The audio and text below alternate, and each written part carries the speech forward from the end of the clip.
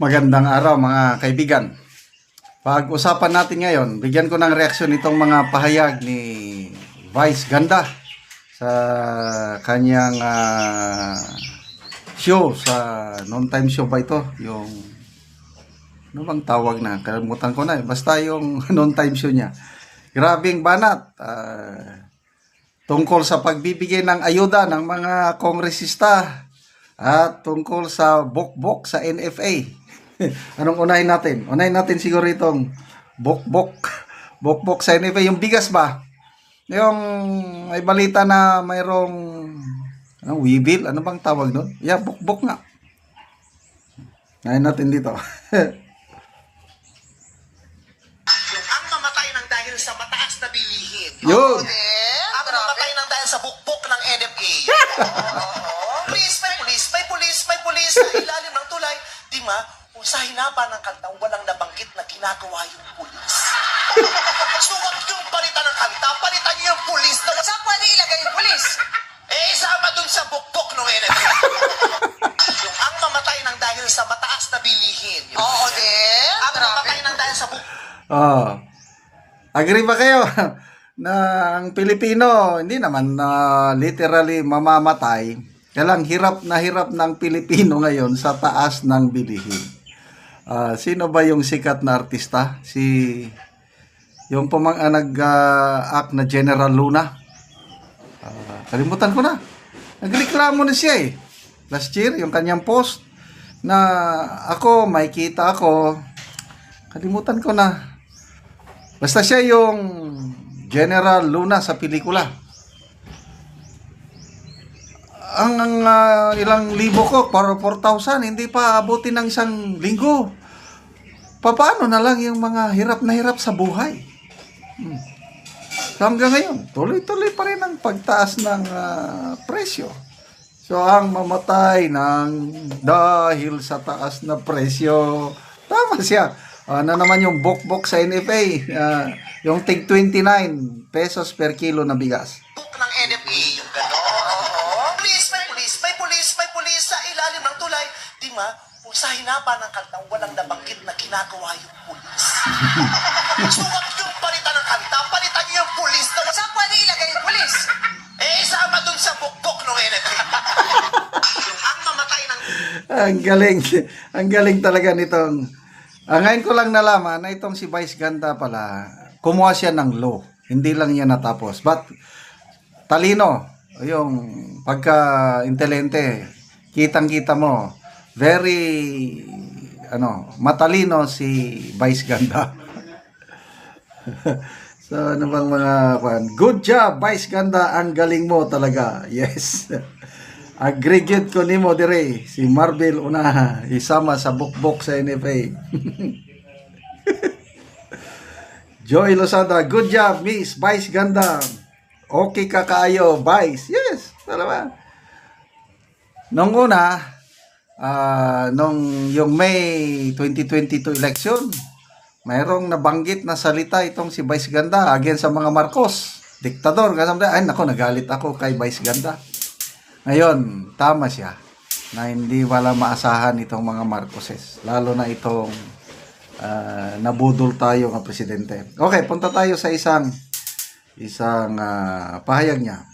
Tungkol naman sa mga kongresista na hindi nila trabaho magbigay ng ayuda. Ito. Yan yung branch ng Kongreso at saka ng Senado. Ang trabaho talaga nila ay gumawa ng batas. Kaya dapat ang iboboto natin sa Kongreso at Senado ay yung gagawa ng batas, yung may alam na gawing batas at may planong gumawa ng batas. Dahil ang Kongreso at Senado, ang ginagawa po niya talaga ay gumagawa ng batas, hindi nagbibigay ng ayuda. Yan. Ginagawa po niya Patay talaga kayo. ay gumagawa ng batas, hindi nagbibigay ng ayuda. Legislative, yan yung branch ng Kongreso at saka ng Senado. Diba?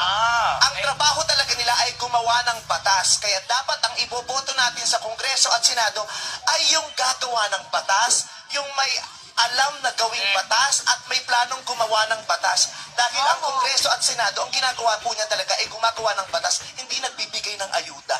Ginagawa po niya talaga. So, anong masasabi kaya ng mga kongresista? na kumakandidato ngayon, grabing ayuda, kaliwat kanan. Yung nga, kawawa sa Marikina. May namatay na isang kababayan natin, nakipila. Siguro, na heat stroke. Patay.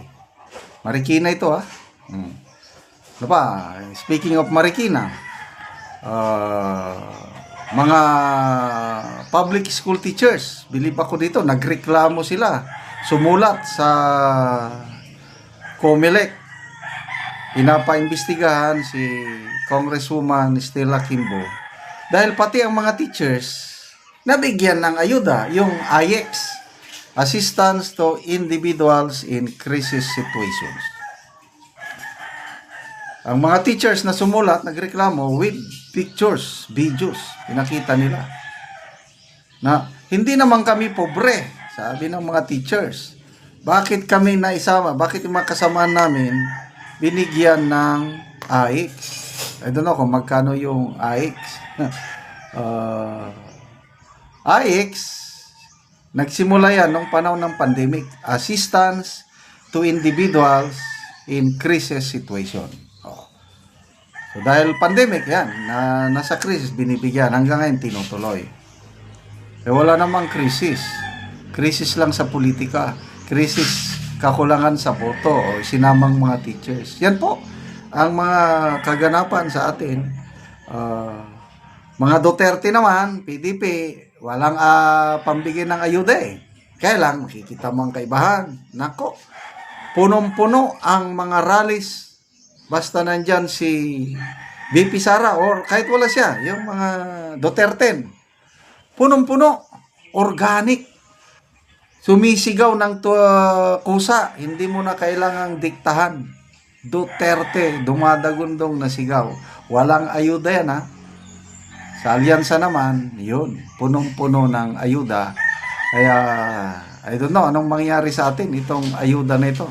Nakakatuwa, meron kaming former AFP Chief of Staff, si General Alexander Yano. Yung mga post niya, palagi tungkol sa ayuda na hindi pera ng mga congressman yan. Pera ng taong bayan, yung ayuda na yan. Hindi nyo dapat sila pasalamatan. Correct. Kaya ito, palagi kong binabanggit sa mga vlogs ko, kung sino man sa inyo ang nakatanggap ng ayuda, tanggapin nyo. Dahil pera ninyo yan, galing sa taong bayan yan. Kailang hindi kayo obligadong abutuhan kung sino yung nagbigay dahil hindi niya pera yan. Pera ng taong bayan. So, saludo sa pasalamat tayo kay Vice Ganda na nagsasabi ng katotohanan ngayon na hindi trabaho ng mga mambabatas magbigay ng ayuda. Tapos yung bukbok sa NFA, sana naman mahinto na yan, yung mga bukbok na yan, hindi na maulit pa. Okay, salamat mga kaibigan sa inyong pagsubaybay sa ating channel. Nakakatulong kayo ng malaki sa Tribong Talandig dahil ang sweldo po natin ay pantulong sa tribo. Namimigay tayo ngayon ng mga yero at pako para ma-repair ang sira-sirang bahay ng Tribong Talandig.